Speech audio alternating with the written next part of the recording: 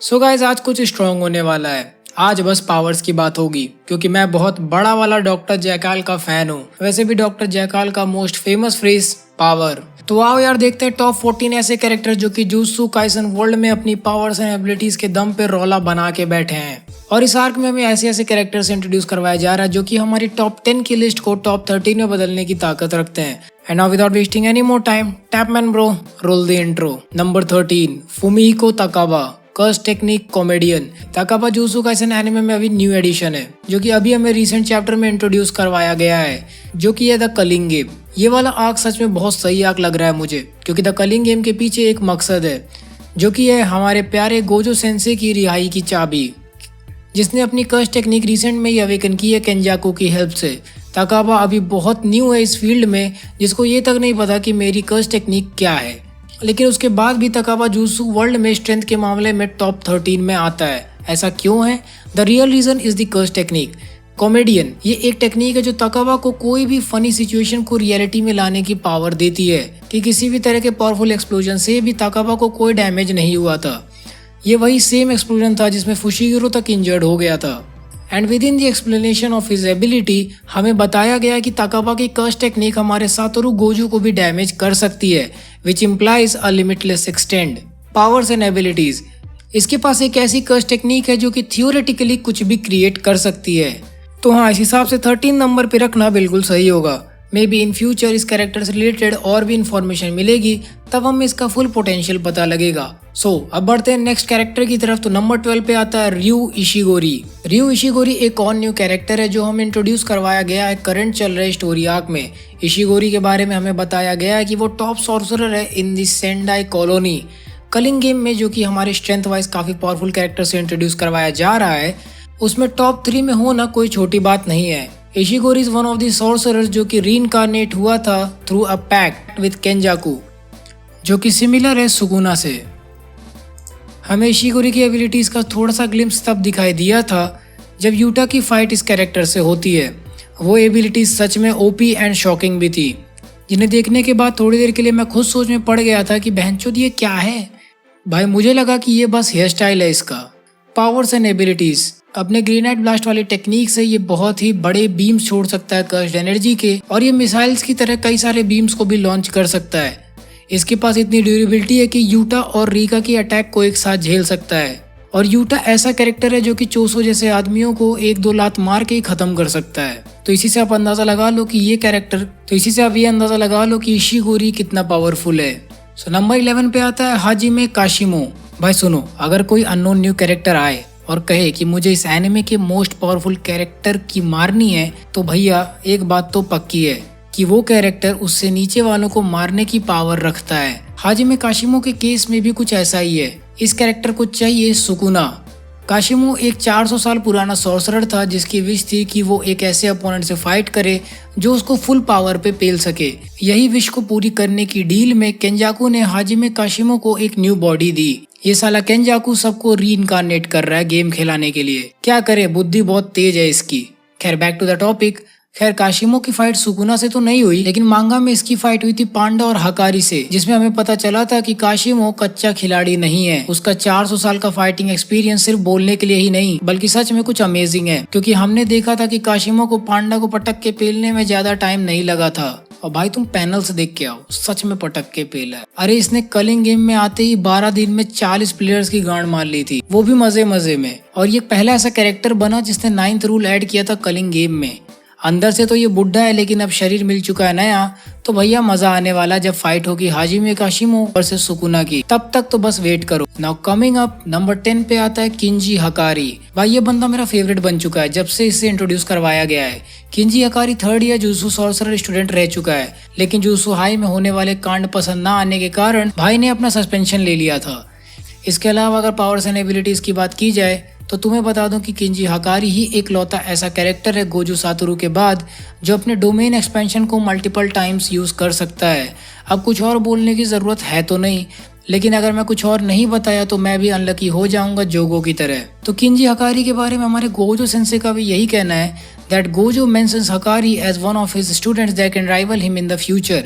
जी हाँ, यूजी इतादोरी का भी यही कहना है कि जितने भी उसके सीनियर्स हैं जुजुत्सु हाई में, सबका यही मानना है कि Hakari is the most powerful sorcerer in the jujutsu high school. अभी और सुनो, यूटा का भी यही कहना है कि जब किंजी हकारी अपने फॉर्म में हो तो वो ओकोत्सु को भी डिफीट कर सकता है, रिका इंक्लूडेड। इसके साथ ही किंजी हकारी के पास है curse energy manipulation, innate techniques and barrier techniques, जिसमें ऐड होती है किंजी हकारी का डोमेन एक्सपेंशन, जो वो मल्टीपल टाइम यूज कर सकता है। बात करें इसके टेक्निक की तो ये यूज करता है आइडल डेथ गैम्बल। ये एक एरिया बनाता है जो कि ट्रेन स्टेशन जैसा दिखता है। ये डोमेन एक्चुअली में प्रोबेबिलिटी को मैनिपुलेट करता है, जिसकी वजह से हकारी हमेशा ही एक जैकपॉट हिट लेता है और हर गैम्बलिंग मशीन की तरह इसे टेम्पररी बोनस मिलता है ऑफ अनलिमिटेड कर्स्ड एनर्जी। इसीलिए ऐसा कहा जाता है कि आगे चल के गोजो को भी टक्कर दे सकता है। तो कमिंग अप नंबर 9 पर आता है मेगुमी फुशिगुरो। ये कैरेक्टर भी बहुत पावरफुल है। साइड कैरेक्टर होने के बाद भी इसकी फैन फॉलोइंग हमारे मेन कैरेक्टर से भी ज्यादा है। ये ना ही सिर्फ पावरफुल कैरेक्टर है बल्कि फैन फेवरेट भी बन चुका है।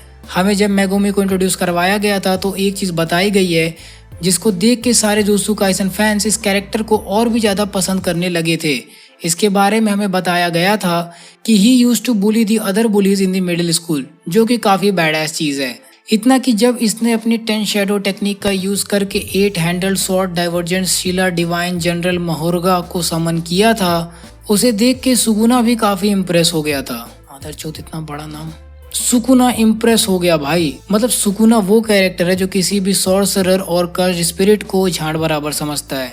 वैसे तो मेगुमी के पास और पावरफुल शिनिगामी है समन करने को, लेकिन ये वाला शिनिगामी बाकी शिनिगामी से बहुत ज्यादा पावरफुल था। पावर्स एंड एबिलिटीज की बात करें तो 10 shadows technique of the Zenin clan.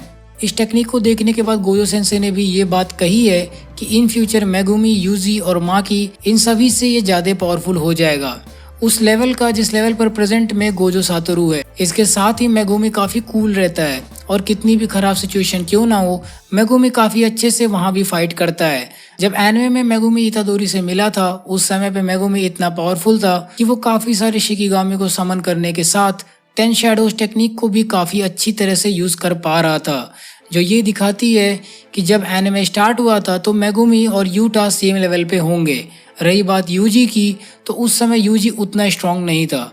जब मेगुमी वर्सेस सुकुना की बात हुई थी, इवन उस टाइम भी मेगुमी ने काफी अच्छी तरह से अपने शिकिगामी का यूज किया था, लेकिन उसका ये एफर्ट देख के उस टाइम सुकुना ने भी बोल दिया था कि मेगुमी उस स्पेशल ग्रेड को हरा देता अगर वो भागने का नहीं सोचता। मेगुमी इतना पावरफुल है कि गॉडविल इवेंट में उसने नोरितोशी कामो के साथ भी फाइट की। जिन्हें नहीं पता उन्हें बता दूं कि नोरितोशी कामो is one of the most powerful sorcerer है कामो क्लैन का, जो कि 2 साल सीनियर है मेगुमी से। मेगुमी ने अपने अपोनेंट को लिमिट पे पुश किया था और वो वहां से जीत कर बाहर निकलता अगर हानामी ने इंटरप्ट नहीं किया होता।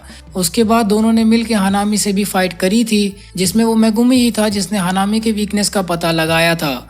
उसको इतने देर तक रोक के रखा जब तक रीइंफोर्समेंट्स ना आ गई।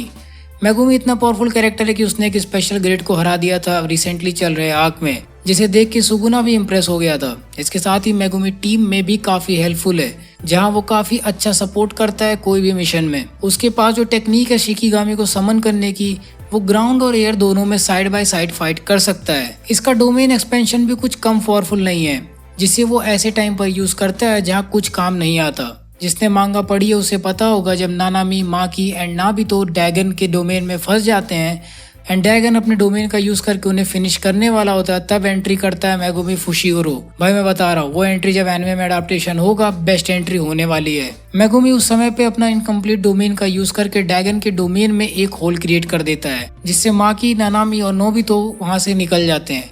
वो पैनल सच में काफी एपिक था।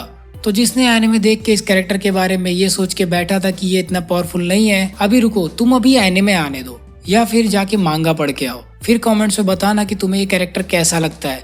क्या ये आने वाले समय में गोजो के लेवल का हो पाएगा? वेल जब तक आप ये सोचो तब तक हम पढ़ते हैं अगले कैरेक्टर पे। तो नंबर 8 पे आता है नानामी केंटो, नानामी सेंसे। ये भी बहुत पावरफुल कैरेक्टर है। देखने में ये एक नॉर्मल ऑफिस बॉय टाइप लगते हैं, लेकिन जब नानामी सेंसे अपने फुल पोटेंशियल पे फाइट करते हैं तो मैं लिख के देता हूँ, देख के चिल्स आ जाएंगे। वैसे तो नानामी सेंसे एक सपोर्टिंग कैरेक्टर में आते हैं। जुत्सु काइसेन में नानामी सेंसे एक अंडर क्लासमैन थे गेटो सुगुरु और गोजो सातोरू के बैच में। नानामी सेंसे ने ग्रेजुएशन के बाद जुत्सुआई छोड़ के एक नॉर्मल सी जॉब करने की सोच ली थी, बट 4 साल जॉब करने के बाद आइडिया लग गया उन्हें कि 9 से 5 जॉब कर रहा कोई भी इंसान आज की डेट में कुछ नहीं कर सकता। नानामी सेंसे की रैंक की बात की जाए तो वो ग्रेड 1 जुत्सु सॉर्सरर में आते हैं। मतलब जितने भी हाई लेवल के मिशंस होते हैं वो नानामी आराम से हैंडल कर लेते हैं, फिर चाहे वो माहितो से 1-on-1 हो या फिर यूजी इतादोरी की ग्रोथ पर ध्यान देना। He seems like the kind of person who's too serious about his work। ये सारी बातें तो हो गई। अब की जाए नानामी केंटो कितने पावरफुल कैरेक्टर हैं, powers and abilities. Overall skills की बात करूं तो Nanami sensei grade 1 jujutsu sorcerer के जितने ही पावरफुल हैं। Nanami is the model example of what a grade 1 jujutsu sorcerer should be. Nanami sensei की फैन फॉलोइंग इतनी ज्यादा है उनके खुद के जूनियर्स में कि खुद इतादोरी, यूजी और टाकुमा इनो किसी भी डिफिकल्ट सिचुएशन में यही सोचते हैं कि नानामी सेंसे इस सिचुएशन में क्या करते। गोजो सेंसे भी नानामी की स्किल्स एंड एबिलिटीज पे काफी ज्यादा भरोसा करते हैं। हाँ, वो बात अलग है, नानामी सेंसे बदले में हमारे गोजो सातोरू की रेस्पेक्ट नहीं करते, बिल्कुल वैसे ही जैसे मेरे दोस्त मेरी रेस्पेक्ट नहीं करते। सांप पाल रहा हूँ बहनचोद। इसके बाद कॉम्बैट स्किल्स की बात की जाए तो नानामी सेंसे उसमें भी माहिर हैं, इतना कि माहितो जैसे पावरफुल कैरेक्टर से भी फाइट कर सकते हैं। जब माहितो से पहली फाइट हुई थी, Nanami suffered a direct blow to his soul but was still able to survive. मतलब माहितो ने कभी ऐसा कैरेक्टर देखा भी नहीं था, मास्टर स्वॉर्ड्समैन। इसके साथ ही नानामी सेंसे एक स्वॉर्ड्समैन है जो कि उन्हें काफी हेल्प करती है क्लोज कॉम्बैट में। नानामी सेंसे क्लोज कॉम्बैट में इतने प्रोफिशिएंट है कि जब शिबुया इंसिडेंट आर्क में नानामी की फाइट शिगेमो से हुई थी, नानामी ने कम्प्लीटली डोमिनेट कर दिया था शिगेमो को क्लोज कॉम्बैट में। इसके साथ Nanami sensei master hand to hand combat में भी काफी स्किल्ड है। ग्रेट टैक्टिकल इंटेलेक्ट की वजह से कितने भी टेंस सिचुएशन में एनिमे प्लस मांगा में जब माहितो की फाइट नानामी सेंसे से हुई, नानामी सेंसे को ये आइडिया हो गया था कि कर्स एनर्जी के मामले में माहितो उनको आउट मैच कर देगा, इसलिए उन्होंने रॉ पावर छोड़ अपनी ग्रेट टैक्टिकल इंटेलेक्ट का यूज किया। Enhanced durability. नानामी सेंसे बहुत स्ट्रॉन्ग है, इतने कि जब मांगा में शिबुया आर्क में नानामी सेंसे की फाइट शिगेमो से हुई थी तो उसने नानामी सेंसे को किक किया। तो जब शिगेमो ने नानामी सेंसे को किक किया तब उसे ऐसा फील हुआ था कि उसने किसी बड़े से दीवार पे लात मारी है। टूटेगी कैसे, अंबुजा सीमेंट से जो बनी है। इसके अलावा अगर आपको याद हो तो माहितो अपने कश टेक्निक से उनके सोल को मैनिपुलेट नहीं कर पाया था, जिसका मतलब है कि नानामी सेंसे एक्चुअली में काफी ड्यूरेबल है। तो अगर हम जुत्सु सॉर्सरर्स की बात करें तो नानामी सेंसे के पास बहुत ही रिमार्केबल लेवल है कर्स एनर्जी का। माहितो के आइडल ट्रांसफिगरेशन के कंपैरिजन में नानामी सेंसे अपनी कर्स एनर्जी का यूज करके माहितो के इनेट डोमेन से अपनी सोल को प्रोटेक्ट कर लिया था, जिसे देख के माहितो भी शॉक में आ गया था। नानामी सेंसे की कर्स एनर्जी इतनी ज्यादा है कि नोबारा एंड शिगेमो ने नानामी सेंसे की प्रेजेंस को महसूस कर लिया था जब उन्होंने शिबुया इंसिडेंट में फाइट ज्वाइन करी थी। Black flash. Now this is interesting. जब यूजर अपने कर्स एनर्जी का यूज करके 0.000001 सेकंड में एक फिजिकल हिट देता है, इस फिनोमेनॉन की वजह से कर्स एनर्जी ब्लैक फ्लैश में क्रिएट हो जाती है, जिसकी वजह से एक नॉर्मल हिट 2.5 टाइम्स मल्टीप्लाई हो जाता है। यूजी वर्सेस हनामी से पहले Kento Nanami was the number 1 record holder जिन्होंने सबसे ज्यादा ब्लैक फ्लैश यूज किया था एक सिंगल फाइट में। इस पर भी उनका कहना था कि वो लकी थे। Binding vows. आपने नानामी का सिग्नेचर बाउंडिंग वाउ तो देखा ही होगा, जिसमें नानामी अपने कर्स्ड एनर्जी के अमाउंट को लिमिट में यूज करते हैं उस टाइम तक जब तक वो ऑफिशियली जुत्सु हाई के लिए काम करते हैं, यानी कि 9 से 5। जैसे उनका कोई भी मिशन नॉर्मल शिफ्ट से ऊपर जाता है और उनको ओवर टाइम करना पड़ता है, उस समय नानामी की कर्स्ड एनर्जी बहुत ही ज्यादा बढ़ जाती है, जिसकी वजह से उनको फाइटिंग पावर में बहुत ज्यादा बूस्ट मिलता है। Ratio technique. ये टेक्निक काफी यूनिक है। इस टेक्निक का यूज करके नानामी सेंसे अपने टारगेट का एक वीक पॉइंट सेलेक्ट कर सकते हैं। Ratio point of 7:3। नानामी का यूनिक टेक्निक अपने टारगेट को 10 लाइंस में डिवाइड करता है और एक वीक स्पॉट क्रिएट होता है जिसका रेशियो होता है 7:3। सो गाइस, वीडियो बहुत ज्यादा लंबी हो रही है और हम टॉप 13 कैरेक्टर्स को एक ही बार में कवर नहीं कर सकते। ऑब्वियसली हमारे एडिटर्स के लिए इतनी बड़ी वीडियो एडिट करने में बहुत ज्यादा प्रॉब्लम होगी। सो इस वीडियो को मैं डिवाइड कर रहा हूँ 2 पार्ट्स में, जिसका पार्ट 1 आपने ऑलरेडी देख लिया है एंड इसका पार्ट 2 नेक्स्ट वीक आएगा। सो इसी बात पे बेल नोटिफिकेशन ऑन करके रखो ताकि आपको इसके अपडेट्स मिलते रहें। सो गाइस, आई होप आपको हमारी ये वाली top 13 most powerful characters in jutsu Kaisen का पार्ट 1 पसंद आया होगा। तो अगर आपको ये टॉप 6 कैरेक्टर्स पसंद है तो प्लीज वीडियो को लाइक करो, नहीं पसंद आए तो भी लाइक कर देना। शेयर करिए इस वीडियो को उन लोग के साथ जो कि जुत्सु काइसन देखना प्रेफर करते हैं, जो नहीं करते उन्हें भी दिखाओ। आप मुझे इंस्टाग्राम पर ही फॉलो कर सकते हो, मैं वहाँ पर भी एक्टिव रहता हूँ। एंड डेफिनेटली हमारे चैनल को सब्सक्राइब करिए ताकि आप ऐसे गजब के एनिमे कंटेंट को एंजॉय कर पाओ। मैं आपसे मिलूंगा अगले वीडियो में। So until the next video.